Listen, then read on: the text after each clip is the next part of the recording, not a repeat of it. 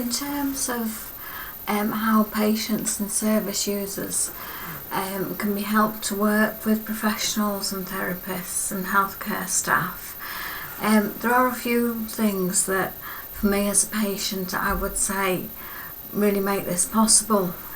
For myself, obviously I need to have a certain level of health and mobility to be able to go to places and do talks or whatever. As I mentioned before with transport, I need to be able to have transport to get there. I think one of the main things for me is to be able to be a little bit more objective. Obviously being a patient is a very subjective thing, and at times I do feel very subjective that I'm just focusing totally on being a patient and not looking at it from the outside.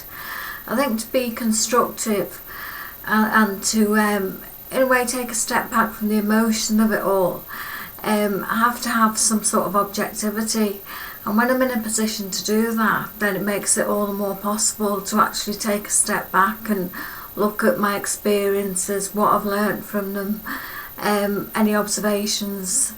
I think I say it's a case of taking a step away from being a patient in some ways. The other thing that's helped me, and I know often people will say, oh, they don't want to work with professionals, maybe they haven't been used to working in a professional environment, so it can be very daunting to work, to come to meetings, to talk to very qualified people. I have the advantage that with my own work experience in the past, I've worked as a professional. I'm used to going to meetings and giving talks anyway professionally.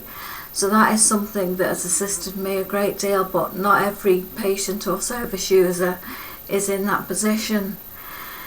Obviously I think one thing I do need is to actually have had my own experiences with health, which I have, because without that I wouldn't be able to share all this information with you.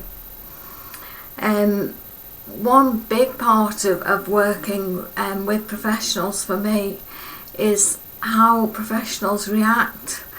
Now I've been very fortunate where I'm working at the moment to be very welcomed, very assisted by staff who've obviously valued my input. They've tried to help with things, the basic day-to-day things, making sure I know where to go, who's there to meet me, car parking arrangements, lunch arrangements. I've been very, very well treated, and it makes me all the more keen to get involved, because I personally certainly don't do things like this for money. It's about offering some sort of contribution, and I'm motivated to do that. But I think when you don't feel appreciated or taken for granted, it will affect how service users do react. I'm saying this because not every place that I've tried to offer input has been quite so supportive or appreciative.